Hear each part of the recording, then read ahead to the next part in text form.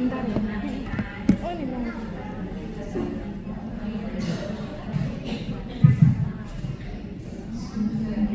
Assalamualaikum warahmatullahi wabarakatuh. Ibu-ibu anggota Indonesia, kami mohon maaf sebelumnya karena keterlambatan ini. Mudah-mudahan ini jadi pelajaran buat kita semua supaya tidak menunggu di angkutan ini perjalanan agak jauh. Insya Allah tahun depan menjadi lebih baik lagi. Ibu-ibu, kami mohon maaf untuk menyingkat waktu. Kami persilakan Ustazah untuk menyampaikan materi yang sudah disusun oleh kami. Mohon maaf Ibu, tolong HP dimatikan sebentar karena urusan akhirat jauh lebih panjang daripada urusan dunia. Mohon diperhatikan. Terima kasih. Assalamualaikum warahmatullahi wabarakatuh.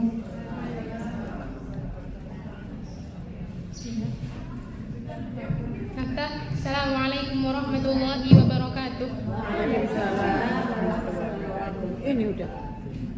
Innal hamdalillah nahmaduhu wa nasta'inuhu wa nastaghfiruh wa na'udzu billahi min shururi anfusina wa min sayyiati a'malina. Man yahdihillahu fala mudilla lahu wa man yudlil fala hadiya lahu. Asyhadu an la ilaha illallah wa asyhadu anna Muhammadan 'abduhu wa rasuluh. Amma ba'd. Kalau pakai bahasa Arab serius ya. Gimana kabarnya ibu-ibu sekalian? Alhamdulillah. Sehat ya? Insyaallah. Alhamdulillah atas karunia Allah Subhanahu wa taala dan nikmatnya kita semua bisa berkumpul di tempat yang insyaallah diberkahi ini dalam keadaan sehat walafiat. Amin. Semoga selalu diberikan kesehatan dan kemauan ya dan semangat untuk hadir di majelis-majelis ilmu. Ini kan acara halal bihalal kan ya, betul? Ya. Walaupun udah habis awalnya sih. Cuman nggak apa-apa. Yang penting ketemunya. Coba. Oh tiap hari nggak apa-apa, loh bahaya. Oke. Ibu-ibu di sini kan sering ngomong halal bihalal atau kayak dengar bahkan ya banyak orang tuh halal bihalal di sini dan di situ. Ada yang tahu nggak artinya halal bihalal? Nah. Kan kita sering ngomong tapi ada yang tahu nggak artinya? Nggak ngerti. Terus pokoknya orang-orang ngomong halal bihalal melok gitu ya. Loh kok melok-melokan?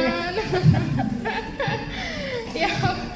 Jadi kesannya halal bihalal ini kayak bahasa Arab gitu ya, keren. Betul, masya Allah. Jadi halal bihalal ini pakai bahasa Arab. Orang-orang kiranya oh kayaknya ini dari Arab gitu ya, orang-orang Arabnya pada ngerti. Padahal enggak ibu-ibu. Jadi halal bihalal ini tuh orang-orang Arabnya nggak ada yang paham di sana dan nggak terkenal juga di Arab ya. Bahkan orang-orang Arabnya mungkin nggak tahu. Nah waktu ditelusuri ternyata halal bihalal ini tuh made in Indonesia. Iya. Buatan orang Indonesia, ori Indonesia. Jadi karena halal bihalal ini biasanya habis lebaran ya kan versi Islami. Jadi kayaknya kalau pakai bahasa Arab tuh enak ya.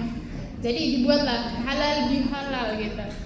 Artinya halal dengan halal. Maksudnya tuh maksudnya tuh saling membolehkan atau memaafkan gitu ya. Jadi yang halal di sini dosanya. Paham ya ibu-ibu ya?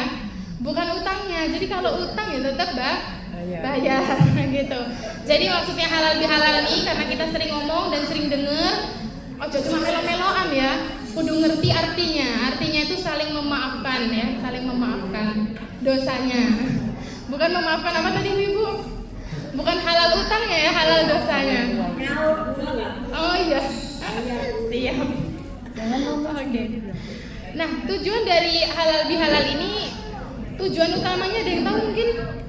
Tujuannya apa halal bihalal? Diadakannya halal bihalal. Saling memaafkan. Oh, sorry. Silaturahmi ya, menyambung silaturahmi. Yang mana Nabi Muhammad SAW bersabda, "Man kana yu'minu billahi wal yawmil akhir falyasil rahimahu." Kata beliau, barang siapa yang beriman pada Allah dan hari akhir, hendaklah ia menyambung silaturahmi. Jadi udah aja nafsi-nafsi, ha? Oh, silaturahim. Tapi dari bahasa Arab tuh silaturahmi gitu. Rahmi. Bahasa Indonesianya. Boleh dua-duanya boleh ya. Silaturahmi itu antara saudara, tapi Silaturahmi menyambung semuanya. Insya Allah. salah. Oh. Makanya rungokno sing enak. Boleh lah, yang penting maksudnya sama ya. Nggak apa wes silaturahim atau silaturahmi boleh. Insya Allah. Intinya kita kan sebagai seorang mukmin ya jangan nafsi-nafsi lah ya. Ingat sama saudara, kumpul-kumpul. Kan kalau ada apa-apa, orang kan mati nggak masuk kuburan dewe ya. Orang sakit juga butuh jenguk ya, butuh kebahagiaan dari orang lain. Tujuan doa juga dari saudaranya. Itulah. Jadi keuntungan silaturahmi atau silaturahim itu yang pertama bukan karena keuntungan, lebih ke karena kita orang muslim. Kalau yang ini, jadi ternyata silaturahmi itu nggak cuma kewajiban atau keharusan ya, atau disyariatkan aja enggak, tapi banyak keuntungan yang lainnya, ada fadilahnya di situ.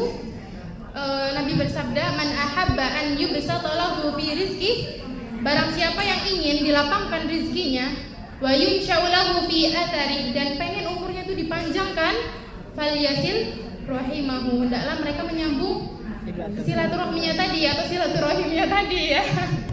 Jadi aja nafsi-nafsi, kalau pengen rizkinya dilapangkan sama Allah, pengen umurnya panjang, ya ngumpul-ngumpul sama orang kayak gitu. Dan ini bukan berarti wes aku nggak kerja wes tak silaturahmi terus, enggak juga ya, enggak kayak gitu ya. Dia makan di rumah orang tiap hari, enggak kayak gitu juga. Secukupnya. Atau tiap hari keluar misalnya, alasannya ditanyai sama bojone, oh silaturahmi penting disyariatkan sama Allah, enggak juga seperti itu. Jadi secukupnya, karena emang sejatinya kan wanita baiknya di rumah gitu. Baiknya di rumah, cuman kalau ada urusan bolehlah sekali-kali keluar.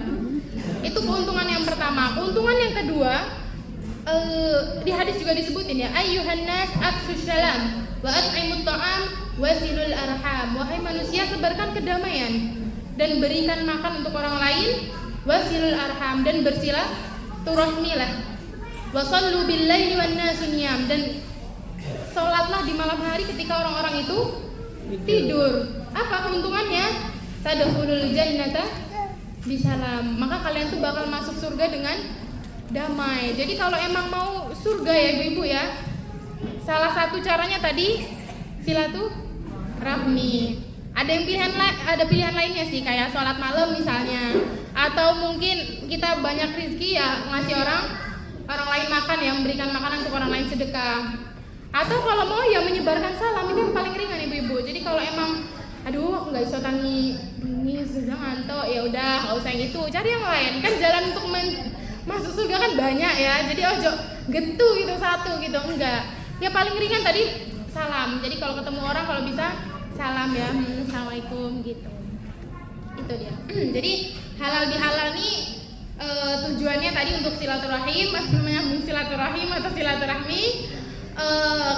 Kemudian keuntungannya juga banyak ya, melapangkan rezeki, memanjangkan umur, plus masuk surga. Amin ya rabbal alamin. Dan biasanya halal bihalal ini kan diadakan setelah Idul Fitri ya, Idul Fitri. Kebanyakan orang bilang kalau Idul Fitri itu hari kemenangan. Pertanyaannya, menang dari apa? Menang dari melawan hawa nafsu. Oke. Boleh ya, boleh. Ini ada penelitian kita bilang gini, pada dasarnya kemenangan itu tidak cukup diukur dari selesainya Ramadan. Nah, jadi nggak iso mek poso tok ibu. Tolak ukur yang sebenarnya itu terletak pada sejauh mana nilai-nilai Ramadan itu tetap hidup setelah Idul Fitri. Jadi orang itu dianggap menang bukan patokannya karena hore sudah selesai puasa 30 hari dapat hadiah lebaran gitu ya. Bukan, tapi kemenangan yang sejati itu ketika setelah keluar dari Ramadan kita tetap sama kayak pas Ramadan gitu. Jadi tolak ukurnya itu bukan puasanya atau Ramadannya wis mari kelar alhamdulillah gitu ya, lebaran gitu ya. Bukan, tapi kita masih ngamalin gak ibadah yang selama Ramadan ini, masih ngamalin gak sekarang ini. Itu dia yang dibilang kemenangan. Jadi Idul Fitri itu bukan garis akhir dari rangkaian ibadah Ramadan, melainkan Idul Fitri itu sebagai titik evaluasi atas latihan yang selama sebulan penuh ini tuh dievaluasi masih dikerjakan atau enggak gitu. Jadi bukan Idul Fitri kelar, alhamdulillah ya, bebas ya, udah menang gitu, bukan. Tapi dia harusnya kita evaluasi. Habis Idul Fitri kita masih ngaji atau enggak? Habis Idul Fitri kita masih ibadah sunnah atau enggak? Masih mau sedekah atau enggak? Seperti itu. Dan apa yang dibawa pulang dari Ramadan itulah yang menentukan kualitas kemenangan seseorang. Jadi seseorang tuh dianggap menang, kualitas menangnya dia tuh seperti apa tuh dinilai dari apa yang dia bawa nih dari Ramadan.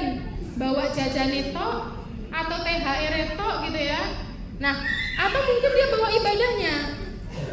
Kalau yang sesuai yang disampaikan oleh ulama ya, salah satu ulama Ibnu Rajab Al-Hanbali, beliau berkata, "Sawabul hasanati al-hasanatu ba'daha." Kata beliau, tanda diterimanya suatu kebaikan adalah dengan adanya kebaikan yang datang setelahnya. Jadi kita kalau mau ngetes nih, kita berbuat baik, itu diterima nggak ya sama Allah? Ngetesnya kita lihat, besoknya kita ngerjain lagi atau enggak?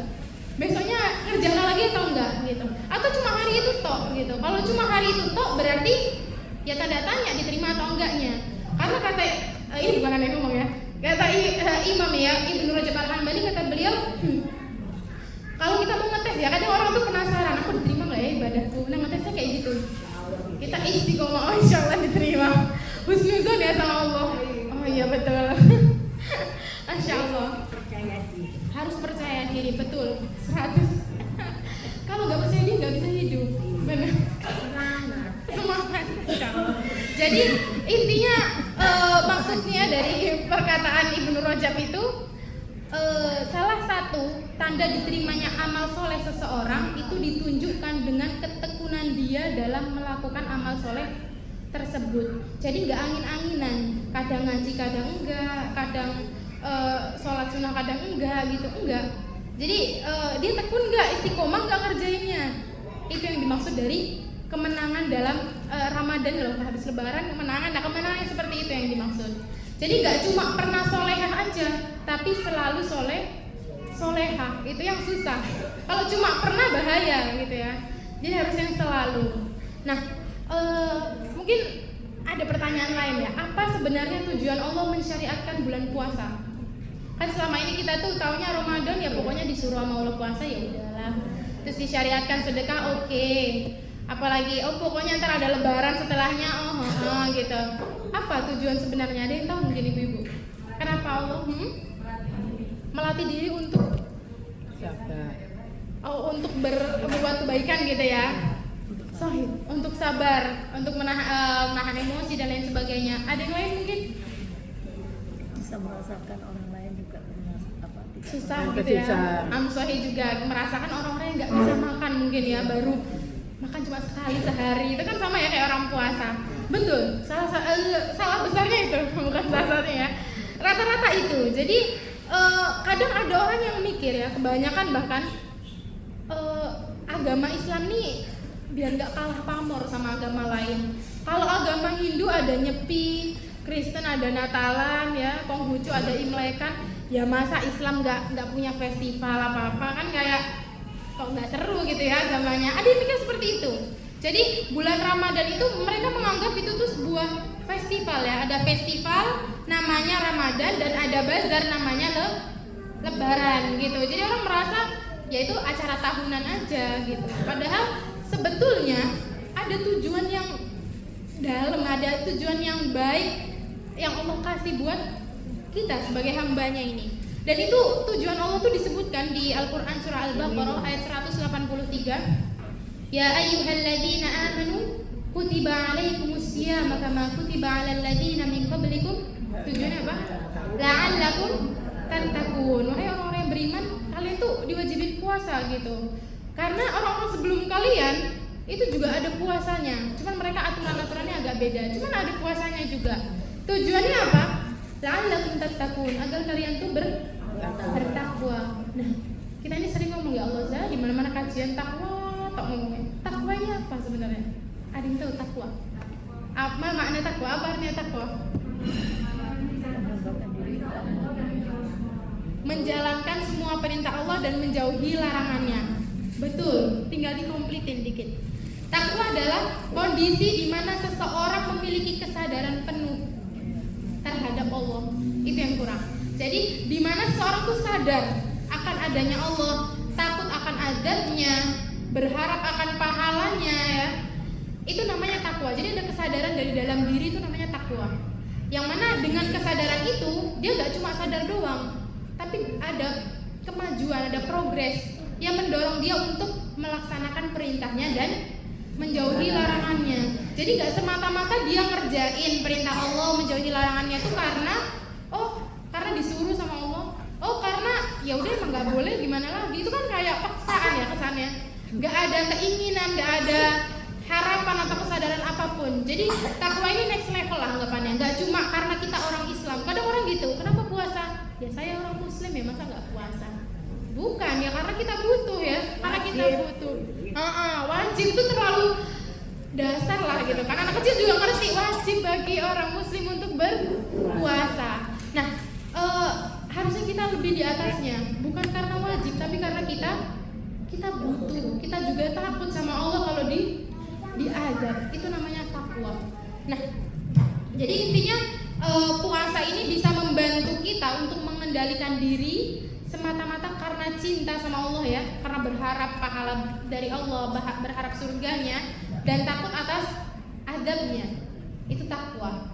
Nah, kadang orang mikir lah, kok bisa dari puasa nembus ke tiba-tiba pengen pahalanya Allah, takut sama azabnya, kok bisa gitu?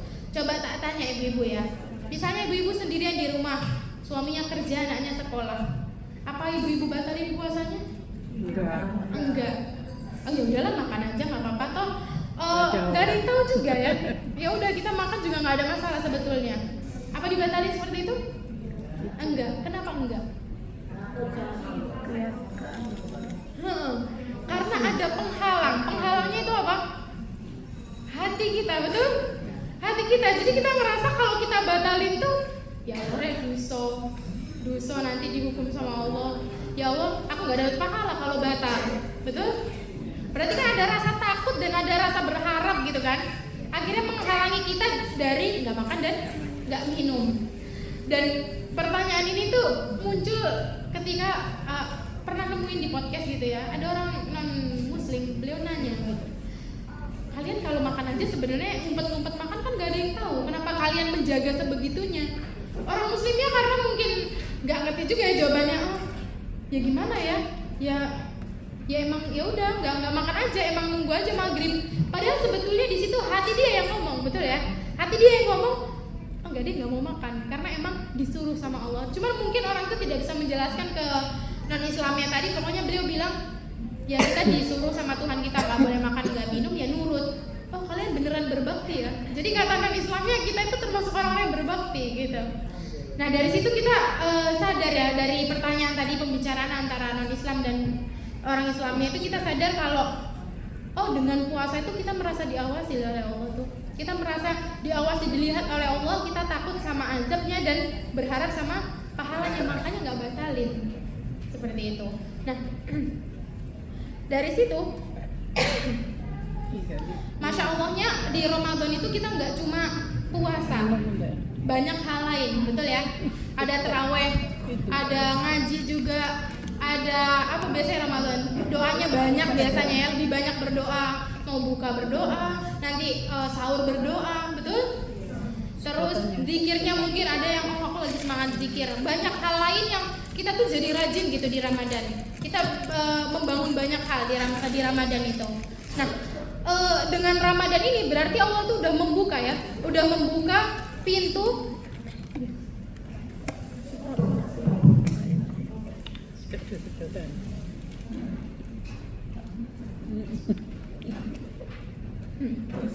Jadi saat Ramadan tuh Allah tuh sudah membuka pintu selebar-lebarnya gitu agar kita bisa menjadi hamba Allah yang bertakwa. Dan masa kita habis lebaran ditutup pintu nih?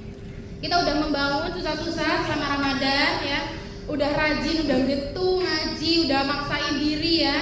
berusaha untuk apapun dikerjain, biasanya terawih juga dipaksain, aku harus terawihan mumpung Ramadan. Terus aku harus ngaji mumpung Ramadan. Aku harus zikir, harus doa dan lain sebagainya.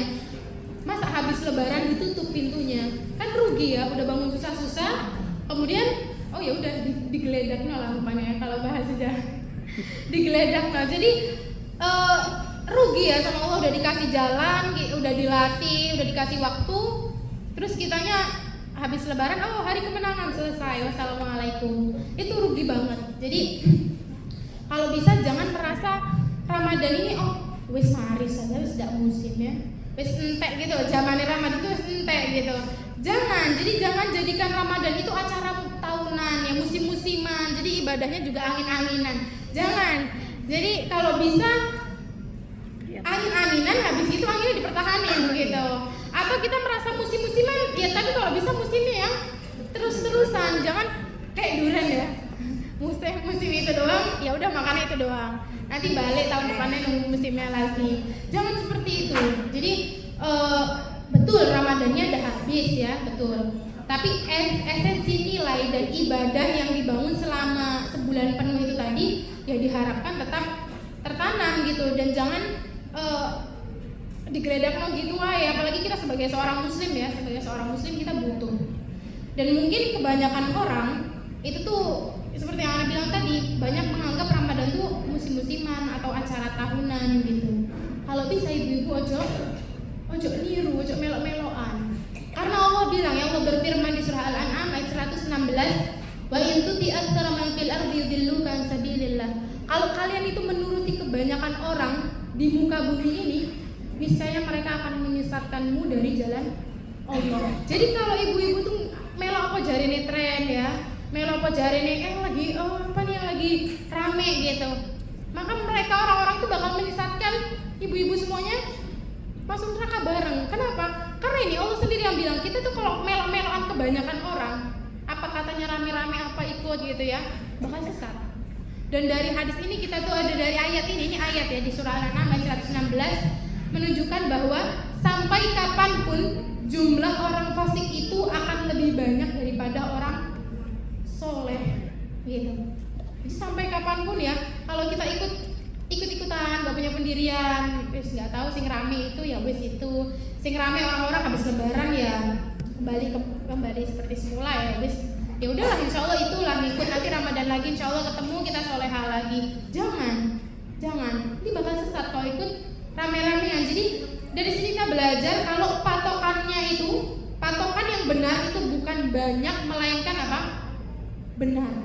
Jadi patokannya itu bukan banyakan siapa, bukan, tapi siapa yang benar.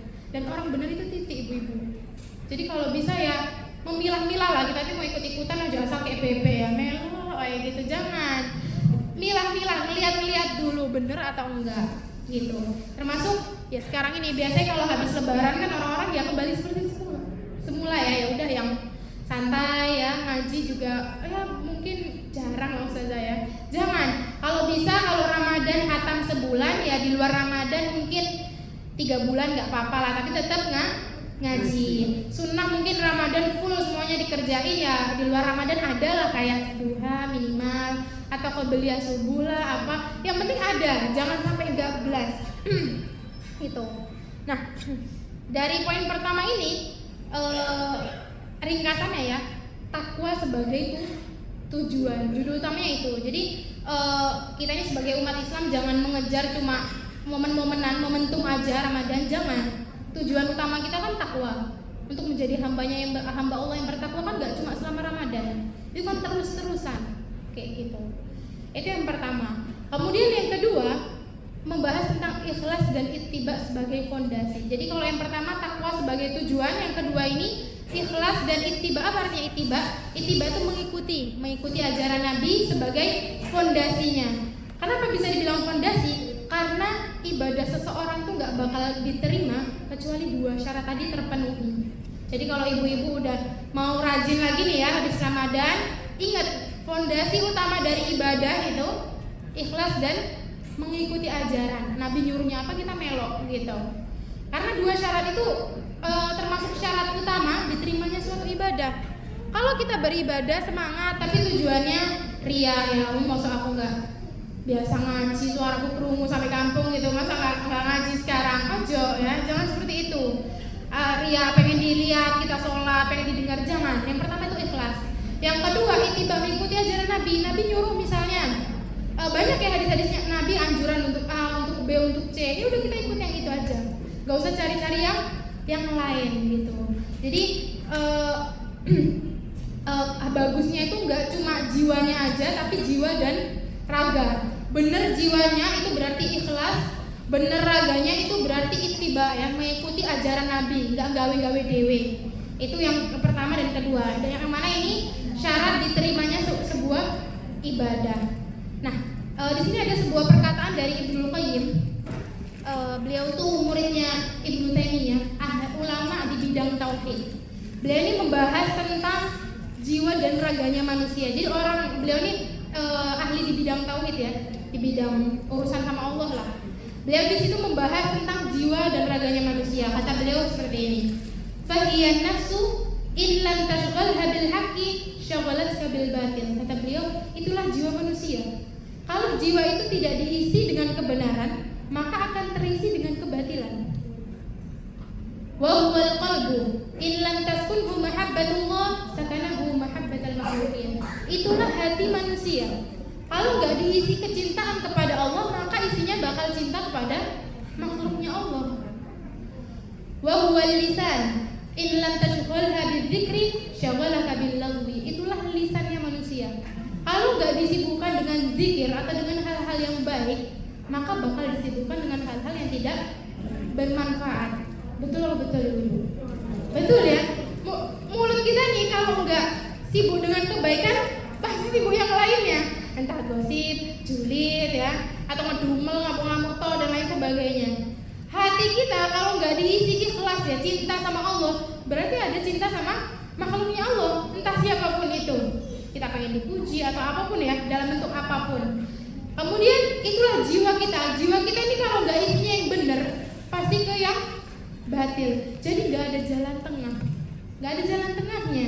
Orang tuh antara condong ke yang baik atau yang buruk, condong ke yang benar atau yang salah gitu. Jadi di agama Islam tuh nggak ada yang rancu ibu-ibu, semuanya jelas. Dan bahkan kalau ada sesuatu yang mustabihat, itu sesuatu yang rancu, kita disuruh menjauhi. Kalau kita ikuti yang rancu itu, ya udah kita terjerumus ke dalam yang haram. Itu ada hadisnya juga. Jadi kalau dibilang agama Islam tuh ada yang nggak jelas, ya enggak, berarti ibunya yang kurang belajar. Harusnya semuanya jelas. Bahkan urusan hati manusia aja dibagi jadi dua, betul? Kita cek aja ya, kita cek. Pokoknya jiwa kita tuh kalau nggak sibuk sama yang baik, ya pasti yang lain. Bahkan even misalnya aku nggak ngapa-ngapain deh, aku kan aku nggak sibuk sama yang baik, tapi aku juga nggak sibuk sama yang jelek. Aku nggak ngapa-ngapain. Dan nggak ngapa-ngapain itu kan perbuatan sia-sia, ya kan? Semua orang udah ngapa-ngapain, udah sibuk, udah kerja dan lain sebagainya, kita rebahan misalnya, scroll, betul? Berarti nggak ada jalan tengah ya, semuanya tuh jelas. Jadi tinggal kitanya aja mau milih yang mana, sibuk sama yang baik atau enggak gitu. Dan perlu diketahui, jalan apapun yang ibu-ibu lewati itu semuanya capek. Rajin ibadah capek, rajin maksiat juga capek, betul? Mungkin kurang ini. Ibu-ibu kalau rajin sholat pegel gak? Pegel ya. Bayangin sholat 12 rakaat, kalian nyut-nyutan gak? Nyut-nyutan. Rebahan toh seharian pegel gak? Pegel gegernya kan. Nah jadi semuanya sama-sama capek, tinggal kitanya pilih mau capek yang mana gitu. Jadi nggak namanya dunia itu sisinya capek, semua orang capek dunia. Tanya aja, tukang itu capek, orang yang nganggur juga capek. Ibu-ibu masak tiap hari capek, suaminya kerja tiap hari juga capek, anak-anaknya sekolah juga capek. Jadi semuanya capek. Jadi jangan mengeluh, aku kisah paling kesel loh. Enggak ibu-ibu, semua orang juga kesel ya. Gitu. Tinggal kitanya milih keselnya mau versi yang seperti apa. Jadi nggak ada yang selamat ya. Tinggal sebagai manusia ya, bijak-bijaklah dalam memilih. Hidup itu pilihan. Nggak apa katanya takdir. Kalau kita rebahan toh ya berarti ibu memilih untuk rebahan, betul? Gitu. Itu yang kedua ya, ikhlas dan ittiba sebagai fondasi. Yang ketiga, sabar dan konsisten sebagai sarana. Nah ini yang mau dibahas ya. Jadi untuk mencapai tujuan untuk mencapai tujuan kita yaitu takwa, kita perlu dua ini, kesabaran dan konsisten, ketekunan. Gitu. Jadi urusan akhirat itu kurang lebih sama seperti urusan dunia ya. Butuh sabar, betul? Orang mau sukses sabar, orang mau dapat duit sabar, sama orang mau sholat dapat pahala sabar. Harus konsisten juga, iya. Orang misalnya buka bisnis masa sehari 2 hari, enggak kan ya? Terus-terusan sama. Orang juga mau rajin sholat ya, kayak ulama-ulama tuh kok bisa ya hidupnya kayak gitu? Ya berarti dia tekun, gitu ya. Gitu. Jadi kurang lebih sama. Dan keberhasilan Ramadan itu diuji setelah bulan itu berlalu, bukan pas Ramadannya. Karena Ramadan itu sebagai masa latihan, sedangkan kehidupan setelahnya itu sebagai pembuktian. Jadi patokannya bukan pas Ramadan, tapi setelah Ramadan kita baik atau enggak, atau balik lagi lah. Kalau balik lagi berarti latihannya nggak berguna gitu ya. Nah, kayak misalnya menunaikan sholat sunnah pas Ramadan atau ngaji ya, ngaji tadarusan, baca doa, zikir pas Ramadan, sedekah misalnya, hal yang paling mungkin sedekah ya. Kalau pas Ramadan tiap hari kita sedekah ngeluarin makanan apa, habis Ramadan nggak jelas gitu kan. Nah, semua itu perlu dipertahankan harusnya. Jangan malah diputus, jangan diselesaikan. Kalau kita tinggalkan berarti nilai latihannya itu tadi jadi sia-sia, nggak faedah gitu. Itu makanya ada sebuah kitab ya dari judulnya ini Ala Futur Rasul, artinya mengikuti jejak Rasulullah. Di kitab itu disebutinnya kayak gini Bu.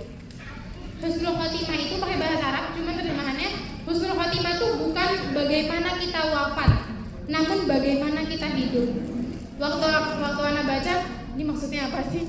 Husnul khotimah kan selalu dikaitkan dengan kematian, betul ya? Pasti kalau semoga husnul khotimah, semoga husnul khotimah. Tapi di buku ini ngomongnya nggak kayak gitu. Husnul khotimah itu bukan bagaimana kita wafat, namun bagaimana kita hidup. Nah, ternyata waktu dibaca lagi ya paragraf berikutnya, buku ini bilang Abu Bakar itu wafatnya di atas kasur, Ibu. Betul? Ada yang tahu ceritanya Abu Bakar As-Siddiq? Beliau meninggalnya tuh di atas kasur, sakit ya, udah tua. Umar bin Khattab itu meninggalnya ditusuk di masjid. Kemudian Utsman bin Affan itu wafatnya diserang, lagi puasa ya, beliau lagi puasa. Umar bin Khattab itu lagi sholat ditusuk sama Abu Lu'lu'ah. Utsman bin Affan itu lagi puasa diserang ya sama orang-orang, dibunuh, meninggal. Ali bin Abi Thalib juga seperti itu, meninggalnya dibunuh. Abu Ubaidah bin Jarrah itu termasuk orang-orang yang dijamin masuk surga. 10 orang yang dijamin sama Allah masuk surga, itu meninggalnya karena penyakit menular, Ibu. Kena taun itu penyakit menular. Khalid bin Walid, tahu Khalid bin Walid yang suka perang? Meninggalnya juga nggak pas perang, meninggalnya pas sakit di atas kasur. Padahal kerjanya ikut perang dulu ya, harusnya bisa nih syuhada gitu ya, syahid, tapi enggak, meninggalnya di atas kasur. Nah, dari situ kita bisa ambil pelajaran ya. Mereka itu semuanya mati kayaknya nggak ada. Mungkin kita merasa husnul khotimah itu yang meninggalnya harus yang yang di masjid gitu kali ya, atau harus yang berjuang di jalan Allah gitu ya. Enggak, mereka meninggalnya juga ada yang sakit ya, ada yang meninggalnya karena dibunuh. Kesannya sampai dibunuh nih kayaknya orang-orang kalau dibunuh itu berarti husnul khotimah gitu ya. Enggak, beliau dijamin husnul khotimah. Orang-orang itu yang disebutkan tadi termasuk orang-orang yang udah dikasih tiket sama Allah masuk surga. Nah, kok bisa husnul khotimah? Kenapa? Karena husnul khotimah itu tuh bukan cuma mati di jalan Allah, tapi melainkan hidup juga di jalan Allah gitu. Jadi husnul khotimah tuh nggak cuma pas mati neto, fisabilillah, perang atau membela kebenaran, bukan. Dia hidup selama masa hidupnya juga berjuang di jalan Allah gitu. Akhirnya sampai mati husnul khotimah. Makanya ada hadis innamal a'malu bil khawatim, sesungguhnya amalan itu tergantung akhirnya.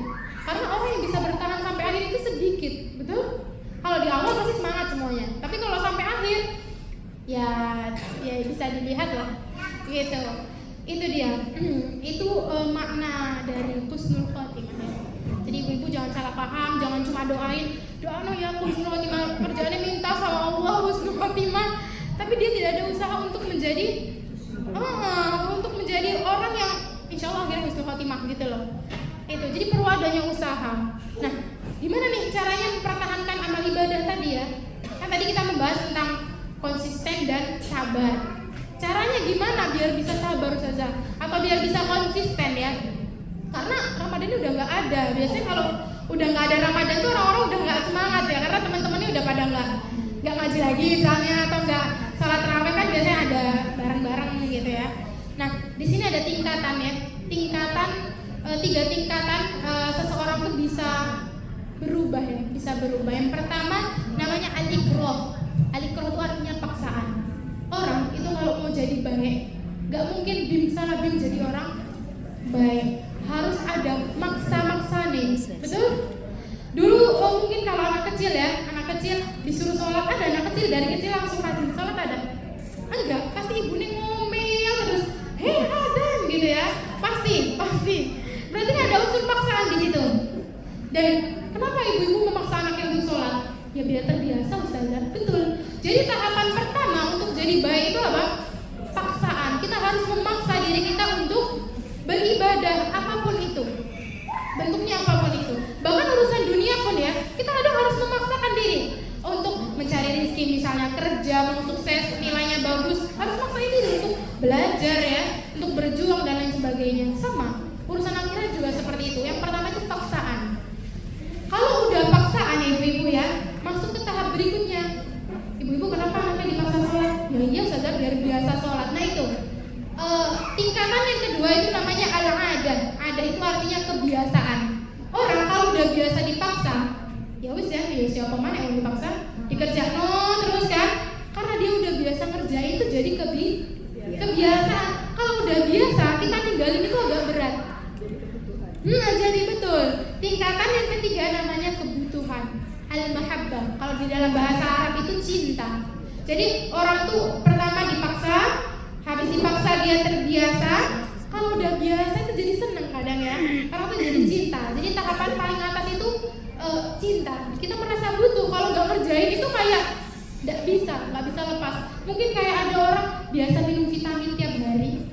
Mungkin awal-awal nggak suka pahit. Tapi lama-lama habis biasa minum ya, lama-lama seneng ya, ngebet terus kayaknya. Kayak gitu. Masak juga ya ibu-ibu masak mungkin awal-awal kesel ya masak terus. Lama-lama ya ibu tiap hari masak ya biasa masak ya. Lama-lama ada yang suka ya ngumpul no panci, ngumpul no wajan. Jadi cinta. Ibadah juga kayak gitu. Jadi paksa aku harus sholat, aku harus ngaji. Kalau udah biasa. Siapa kalau nggak ngaji? Kayaknya hari ini aku belum ngaji ya, kok kayak sepi gitu kan. Nanti kalau udah biasa ngaji, cinta kita nggak bisa kalau nggak ngaji. Itu level paling atas gitu. Karena emang nggak semua orang tuh dilahirkan dengan keturunan yang jadi akhlak tuh ada dua ibu ya. Ada jibilli ya, akhlak yang kita dapat dari orang tua. Mungkin orang tua kita itu dermawan, anaknya ikut dermawan. Orang tuanya itu rajin, misalnya anaknya jadi rajin. Ada yang seperti itu. Tapi ada akhlak-akhlak yang nggak baik, yang nama manusia ya, nggak sempurna.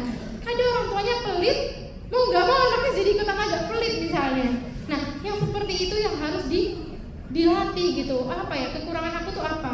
Oh kayaknya aku kurang loman, orangnya kurang dermawan. Oh berarti aku harus ngelatih yang itu. Aku kurangku apa ya? Oh kayaknya aku ini orangnya malas misalnya. Oh berarti aku harus latih yang itu. Karena nggak semua keturunan itu. Jadi yang nurun tuh nggak cuma muka ibu, akhlak tuh juga nurun. Jadi berarti dari jiwa manusia itu ada yang elek-eleknya lah. Nah itu yang perlu kita latih ya, perlu kita ubah seperti itu. Nah itu yang pertama. Jadi butuh proses ibu-ibu. Jadi nggak bisa langsung bim salah bim berubah jadi orang solehah gitu, nggak mungkin. Perlu proses. Dan kalau maupun instan ya, biasanya ada orang yang berubah dia tuh langsung solehah gitu ya, berubah gitu, terus ngaji tiap hari sholat. Biasanya nggak bertahan lama. Kenapa? Karena orang tuh nggak kuat, capek seperti itu, langsung baru level bawah langsung naik ke level atas, nggak kuat. Sehari langsung sholat tahajud berapa rakaat? 12 rakaat. Iya, dia nggak mau proses, dia nggak mau hargai proses, dia merasa aku bisa kok berubah langsung jadi orang baik. Oh iya nggak apa-apa, dicoba. Biasanya kayak gitu nggak awet. Kenapa? Karena fondasinya nggak kuat ibu-ibu. Orang kan kalau bangun rumah kan nggak mungkin langsung tingkat kan, pasti membangun yang lantai satunya dulu, baru lantai duanya. Makanya di sini ada hadis ya, Nabi Muhammad SAW bilang, ahabbul amali ilallahi adwamuha wa in qalla. Kata beliau, amalan yang paling dicintai sama Allah itu amalan yang konsisten atau rutin walaupun amalannya sedikit. Jadi bukan banyak-banyakan, bukan kuantitas tapi kualitas. Jadi ojo ribut, aku loh sholat tahajud 12 rakaat tapi cuma hari itu toh. Yang ngapain ya? Atau aku sholat duha cuma seminggu toh. Enggak, kalau bisa enggak apa-apa ya, enggak apa-apa kita tuh jadi rutinitas. Jangan yang enggak apa-apa cuma 2 rakaat. Kan sholat tahajud enggak mesti 12 kan ya? 2 rakaat, witirnya 1, 3. Terus kayak sholat maghrib, titik ya. Tapi kalau kayak gitu kan santai mengerjakannya tiap hari. Nanti kalau udah, dan itu satu-satu ibu-ibu. Misalnya ibu-ibu pengennya yang aku pengen memperbaiki sholat tahajudnya dulu. Oh ya udah, sholat tahajud tiap hari sampai mungkin dapat sebulan 2 bulan, udah biasa sholat ya, udah rajin bangun. Cari yang lain apa ya? Oh kayaknya ngaji deh ya, ngaji. Oke, aku ngaji harus tiap habis subuh. Kalau habis maghrib kayaknya nggak bisa karena anak-anaknya rame lah atau apa, macam-macam. Kita bikin jadwal. Oh oke, ngaji habis subuh, kita latih habis subuh harus ngaji, harus buka Quran, terserah gimana pun keadaannya ya. HP-nya dijauhin, semuanya dipinggirin dulu, kita buka Quran. Nanti kalau udah dapat sebulan 2 bulan, ganti lah, bukan ganti, nambah yang lain. Kan tadi tahajud udah, ngaji udah, apalagi duha, ustazah duha. Mumpung kalau pagi-pagi kan rumahnya sepi biasanya kan ya, kalau ibu-ibu yang ibu rumah tangga kan nggak ada orang, oke sholat duha. Pokoknya harus sholat duha, harus di checklist tiap hari sholat duha. Jadi kalau bisa itu ada jadwal. Kalau lupaan ya, kalau ibu-ibu suka lupa, pasang alarm. Udah 2026, HP sudah canggih ya, bisa dipasang dengan sebanyak itu alarm itu bisa. Jadi pasang aja alarm ya buat ngingetin jadwal ngaji, jadwal apa sholat duha, jadwal tahajud misalnya, pasang. Insya Allah kalau ada usaha, Allah tuh kasih jalan. Yakin. Kalau kita tuh ada niatan, ada jalannya. Tapi kalau dari awal wis diputusi, nah ini repot. Wis aku wis ketone gak iso nang subuh. Sopo wae telat. Nah ya udah, innallaha indadzan yaktihi ya. Allah tuh sesuai dengan prasangka hambanya. Kalau kita dari awal udah suzon ya wis seperti itu ya. Langsung seperti itu. Jadi wis gak kaget kalau dari awal wis diputusi itu gak kaget setelahnya. Tapi kalau dari awal bismillah insyaallah saja. Diusahain ya, ada jadwal alarm. Ya, nemu insyaallah nemu jalannya entah apapun itu. Dan kadang Allah tuh banguninnya nggak dalam bentuk alarm. Kadang kebelet kencing itu pun juga bentuk Allah bangunin ya kan ya. Kebelet ngoyo ya udahlah tak sholat. Nah itu juga bentuk Allah bangunin. Jadi apapun lah caranya Allah, yang penting kita usaha dulu kayak gitu. Jadi dan tadi kan dari tadi kita bahas usaha ya. Di samping usaha kita juga perlu doa. Kita minta sama Allah. Karena orang yang usaha tok tanpa doa itu apa? Sombong. Orang kerjaannya usaha tapi nggak pernah minta sama Allah tuh sombong, kayak nggak butuh gitu sama Allah ya. Dan orang yang doa atau hidupnya ada nih, minta doa sama aku ya, minta doa terus ya, tapi nggak ada usahanya, nggak ada usaha, namanya apa? Bohong. Bocor minta doa tapi nggak ada usahanya gimana? Gitu. Dan Allah melarang kita jadi orang yang sombong dan bohong. Kan di Islam nggak boleh jadi orang yang sombong, betul ya? Dan nggak boleh jadi orang yang suka bujuk. Nah itu, kalau kita cuma minta doa tapi nggak ada usaha, itu kita bohong sama diri sendiri. Kayak gitu. Jadi usaha dibarengi dengan doa, dan doanya kayaknya banyak ibu-ibu sering dengar juga. Yang muqallibal qulub tsabbit qalbi. Kalau qalbi untuk diri sendiri. Kalau mau doain keluarganya boleh tsabbit qulubana ala ta'atik, ala dinik afwan. Yang muqallibal qulub tsabbit qalbi ala dinik. Wa ya musarrifal qulub sarrif qalbi ala ta'atik. Kalau qalbi itu untuk diri sendiri. Kalau mau doain keluarganya ya berarti qulubana. Ya musarrifal qulub sarrif qulubana ala ta'atik. Wahai zat yang membolak-balikan hati, teguhkanlah hati kami di atas agamamu.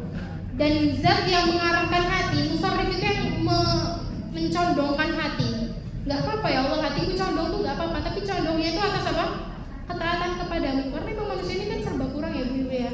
Jadi gak apa-apa kita bengkok tuh gak apa-apa, tapi bengkoknya yang baik gitu. Dan ada lagi doa, mungkin pernah dengar juga, Allahumma arinal haqqa haqqa. Ya Allah, tunjukkanlah kepada kami kebenaran itu sesuatu yang benar. Warzuqna tiba'ah, Dan jangan cuma ditunjukin toh, tapi kalau bisa kita tuh dikasih nikmat untuk mengerjakannya, untuk mengikuti kebenaran itu. Wa arinal batila batila warzuqna ijtinabah. Dan tunjukkanlah kepada kami kalau sesuatu itu buruk tuh kasih tahu ya Allah itu buruk gitu. Dan kalau bisa jangan cuma dikasih tahu, kasih kami rizki biar gimana caranya ijtinabah, menjauhi perbuatan buruk itu.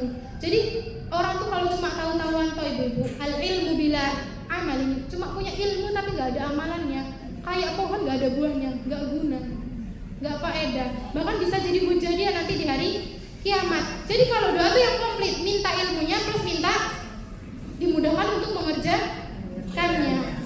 Yang pertama ya tadi yang muqallibal qulub tsabbit qalbi ala dinik wa ya musarrifal qulub sarrif qalbi ala ta'atik. Yang kedua, Allahumma arinal haqqa haqqan warzuqna ittiba'an wa arinal batila batilan warzuqna ijtinabah. Pendek dan singkat. Insyaallah sempat kalau habis sholat ya susu sambil buka rokok misalnya ya. Langsung baca enggak apa-apa. Ya muqallibal qulub atau waktu sujud. Sebenarnya bagusnya waktu sujud. Cuman kalau nggak sempet ya kan ada kalau ibu-ibu tuh yang kompornya belum dimatiin lah, anaknya manggil-manggil lah, apalah ya pokoknya banyak. Bisa dibaca sambil buka mukena nggak apa-apa. Walaupun sebenarnya doa itu kan ada adabnya. Cuman yang penting kita doa ya Allah, udah nggak ada urusan yang lain nggak apa-apa. Yang penting diusahain sempat gitu. Ini yang bisa Ana sampaikan. Mungkin kalau ada pertanyaan monggo. Silakan. Jelas ya, pinter. Insyaallah, pinter. Tanya, yang jelas itu yang menyampaikan. Ada yang tanya. Insyaallah, ibu-ibu. Ada yang mau tanya mungkin? Sudah jelas. Pinter ngabeh, Masya Allah. Dan nerangnya jelas. Oh ya, Sehat kabeh. atau wis luwe kayaknya ya. Enggak ada yang mau tanya. Biasanya kalau di sekolah gurunya yang nanya. Enggak usah. Mau jawab mungkin? Oh, enggak. Kayaknya Tak kasihnya. asing. Kasih. Enggak ngerti aku. Oh iya. Bukan urusannya Ustaz apa oh? Kenapa? Nanti saya sebentar. Ini lagi Ini. tanya lain. Ini kayaknya ibu-ibunya wis lapar ya. Benar. Jadi nggak ada pertanyaan saja karena otaknya udah butuh mengaktifkan makanan. Nggak apa-apa sih, Masya Allah. Atau ada yang mau ditanya mungkin? Nggak ada? Nggak ada. Oke, Insya Allah ini yang bisa Ana sampaikan. Minta maaf kalau ada salah-salah kata dan mungkin yang kurang berkenan ya. Semoga apa yang bisa Ana sampaikan ini bisa bermanfaat untuk diri Ana sendiri, khususnya dan untuk ibu-ibu sekalian.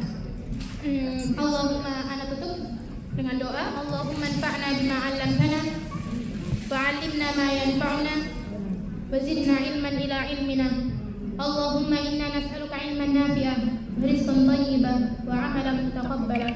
Allahumma inna na'udzu bika minal 'ajzi wal kasal wa na'udzu bika minal jubni wal bukhli wal haram wa na'udzu bika min 'adzabil qabr. Allahumma ati nufusana taqwaha wa zakkiha anta khairu man zakkaha anta waliyuha wa maulaha. Allahumma inna na'udzu bika min 'ilmin la yanfa' wa min qalbin la yakhsha' wa min nafsin la tashba' wa min da'watin la yustajab laha. Rabbana ighfir lana dhunubana wa dhunuba walidayna warhamhuma kama rabbayana shighara. Rabbana atina fid dunya hasanah wa fil akhirati hasanah wa qina adzaban nar. Wa sallallahu ala nabiyyina Muhammad. Wassalamu alaikum warahmatullahi wabarakatuh.